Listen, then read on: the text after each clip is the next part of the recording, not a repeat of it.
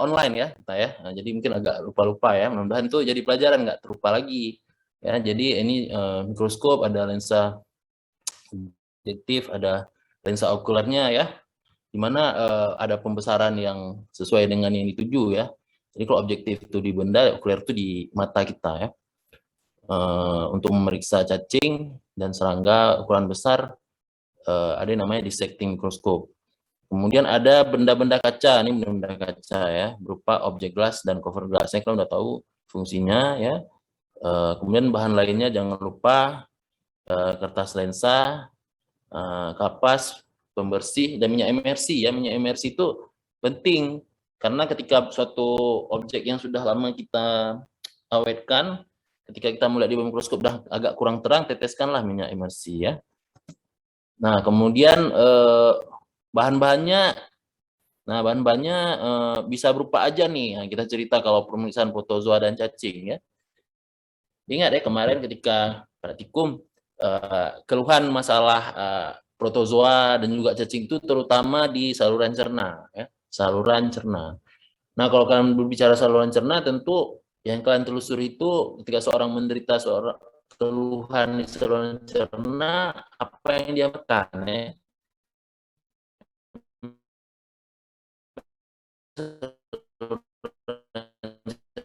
Nah, kan nggak mungkin apa yang dia keluhan yang diderita oleh si pasien tersebut ya. Walau seperti kemarin kalian belajar tentang amuba, amuba itu ada yang intestinal, ada yang ekstra intestinal ya, yang ke otak, yang ke hati ya, bahkan ada yang ke paru ya. Tapi di sini diagnosis pastinya kita menentukannya mengambil sampel pada tinja ya.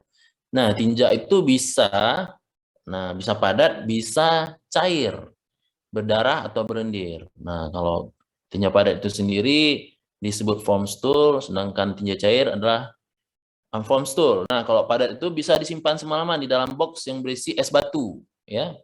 Jangan di kepala kalian box itu tinja dicampur dengan es batunya, dilawok-lawok gitu, bukan ya. Jadi tinjanya itu di dalam pot, di dalam box itu udah dalam pot, kemudian di sampingnya kita letakkan es batu yang memang khusus untuk pemeriksaan lab, yang es batu itu sendiri terbungkus dengan plastik ya. Nah, es batu. Jadi enggak tinjanya disatukan dengan es batu tanpa ada pembatas ya, enggak ya. Jadi simpan semalaman bisa disimpan dalam box es batu. Nah, kalau tinjanya cair, kalau tinjanya cair dia tidak boleh dinginkan, harus segera dilakukan pemeriksaan. Bahkan jika laboratoriumnya jauh, maka tinja itu diberikan formalin 10% ya. Jadi saya lupa apa angkatan kalian atau angkatan di atas kalian yang sudah yang sudah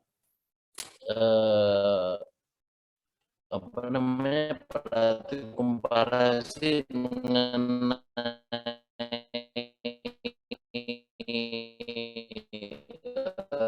cacing ya, yang banyak isi cacingnya itu sudah saya kuliah dulu tinjanya. Ada memang box yang isinya cukup banyak yang memang berisi cacing-cacing infeksius yang sudah diawetkan dan telurnya yang sudah diawetkan dengan formalin ya. Nah, tinja cair. Nah, pemeriksaan tinja tersebut ada bisa berupa pemeriksaan langsung ya, pemeriksaan langsung ya. Pemeriksaan langsungnya tinja ditentukan kepadatannya, kemudian dicatat. Nah, ini secara makroskopis ya. Nah, secara makroskopis kan nilai dulu tinjanya padat atau cair, yang tadi ya,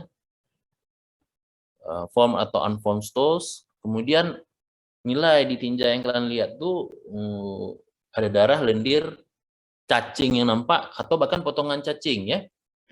Ingat ya, setiap pemeriksaan di lab parasit itu jangan pernah lupa kalian selalu memakai masker dan handscoon ya. Bahkan sebelum masa COVID ini sendiri memang sebenarnya di lab parasit itu kita memakai masker dan handscoon itu udah wajib ya. Kenapa? Menghindari terhirup daripada spesimen yang kemungkinan infeksius ya.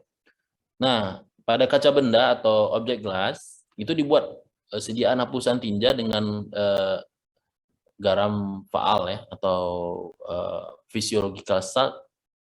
Kemudian satu lagi dengan menggunakan lugol atau iodin ya. Yang Lugol ini mungkin dan garam faal ini tetesan NaCl ya, garam faal mungkin waktu kalian buat preparat tinja itu ada kita ajarkan ya. Kemudian waktu kalian lihat mikroskop juga, kalau nggak salah saya kita pakai preparat tinja pernah juga ya. Jadi ini pemeriksaan langsung untuk melihat protozoa atau cacing di tinja dengan menggunakan pemeriksaan hapusan garam faal maupun hapusan daripada iodin atau Lugol ya. Nah, kemudian ada pemeriksaan konsentrasi tinja. Nah, dia ada sedimentasi tanpa gliserol ya, dan ada sedimentasi dengan gliserol. Ya, prosedurnya seperti ini ya, tinja sebanyak 10 gram, kemudian ditambah air sebanyak 20 kali volume tinja, kemudian diaduk dengan baik, kemudian larutkan tinja ke dalam urinalisis chamber, biarkan selama 1 jam, kemudian 2/3 volume larutan permukaannya itu kita buang ya, kita buang, kemudian tambahin air lagi, aduk lagi ya, kemudian ulangi langkah nomor 2 tersebut, sehingga nampak nanti permukaannya itu udah mulai jernih ya. Kemudian ambil endapan yang ada di dasar gelas dengan pipet ya, dengan pipet isap ya, pipet lab, kemudian baru kita teteskan di bawah mikroskop ya. Artinya di sini endapan yang kita ambil tuh kita teteskan dulu di objek gelas, kemudian kita tutup dengan cover gelas, baru periksa di bawah mikroskop ya. Nah, tapi kalau yang sedimentasi sederhana dengan gliserol, nah tinja yang tadi udah ditambah air itu kita tambah dengan 0,5% gliserol, baru kita aduk ya. Kemudian ketika terjadi endapan, yang kayak tadi ya, larutan permukaannya itu di atasnya kita buang sedikit, ganti dengan larutan air gliserol yang udah diaduk dengan baik. Nah, ketika udah jadi endapan lagi, ulang lagi yang nomor 2, buang, kemudian ganti lagi dengan air gliserol ya. Kemudian baru endapan tersebut kita periksa di bawah mikroskop. Nah, ya. Nah ini dengan metode nomor 3 yaitu pemusingan sederhana ya, dengan menggunakan pesawat sentrifugal atau sentrifugal tube ya, ada mesinnya, di mana itu ambil 3 gram tinja, tambah air sebanyak 90 kali volume tinja, kemudian larutan tinja tersebut kita saring dengan kain kasa, ya, kita saring dengan kain kasa, masukkan ke pesawat sentrifugal, ya, sentrifugal tube. Kalau apa namanya? Kalau kalian pernah skill lab di lab patologi klinik pemeriksaan hematologis, mungkin kalian udah pernah lihat yang pesawat mesin sentrifus, ya, namanya mesin sentrifus, yang dimana di dalam itu kita taruh tabung atau tube ini yang seimbang ya, misalnya dia kan bentuknya lingkaran tuh, jadi ketika kalian taruh satu, di depannya juga kalian taruh satu, di kiri taruh satu, berlawanan arahnya taruh satu, jadi nggak boleh nggak seimbang ya. Kemudian dipusing atau diputar ya selama 1-2 menit, kecepatannya bisa setel 1.500 sampai 2.300, tapi biasa kita mulai dari yang 1.500 dulu. Kemudian larutannya itu tetap kita buang, ganti dengan air, aduk lagi, pusing lagi. Nah, lakukan proses nomor 3 itu sebanyak 2 kali. Nah, baru kemudian dia kan ada endapan. Endapan itu kalian teteskan di objek gelas juga dan lihat di bawah mikroskop. Nah, kemudian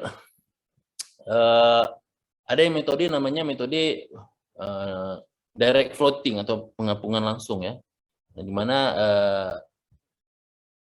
tinja itu kita campur dengan bahan-bahan kimia di bawah ini, natrium klorida, natrium sitrat, seng sulfat, larutan sukrus ya. Tapi di lab kita nggak semuanya ada natrium klorida yang ada ya. Salah satu dari ini boleh.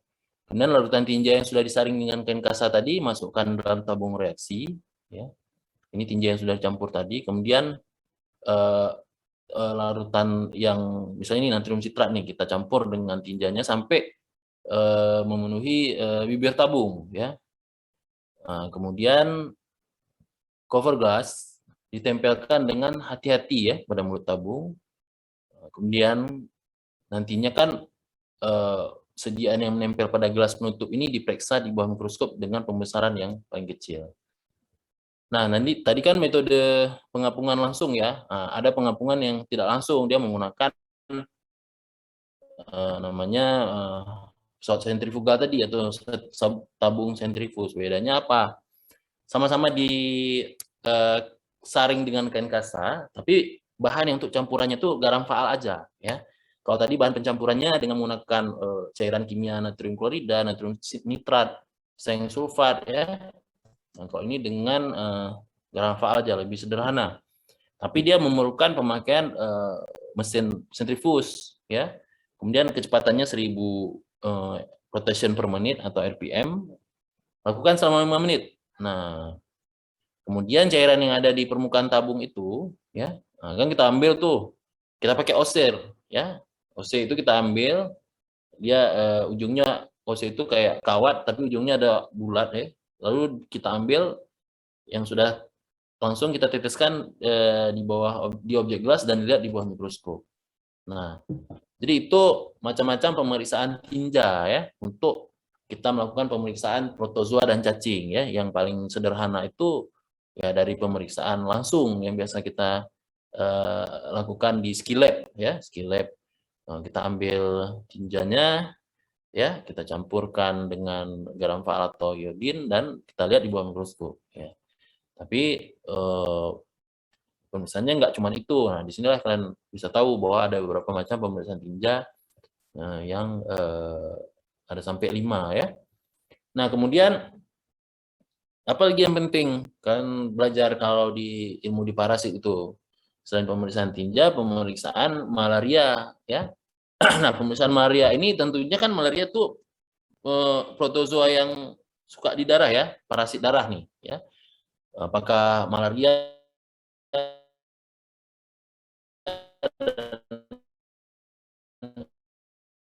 filaria, ya. Jadi dalam darah itu tentunya darahnya yang kita ambil dari ujung jari, ya. Kemudian kita campurkan dengan garam faal, kemudian tutup dengan objek gelas, lihat lagi di bawah mikroskop, ya. Contoh-contohnya apa aja nih? Misalnya mikrofilaria, ya, misalnya filaria. Nah, itu kita lihatnya di bawah mikroskop dengan penggunaan hapusan darah, ya, hapusan darah. Kemudian ada pembesaran besar untuk pemakaian trypanosoma, ya. Nah, bentar ya.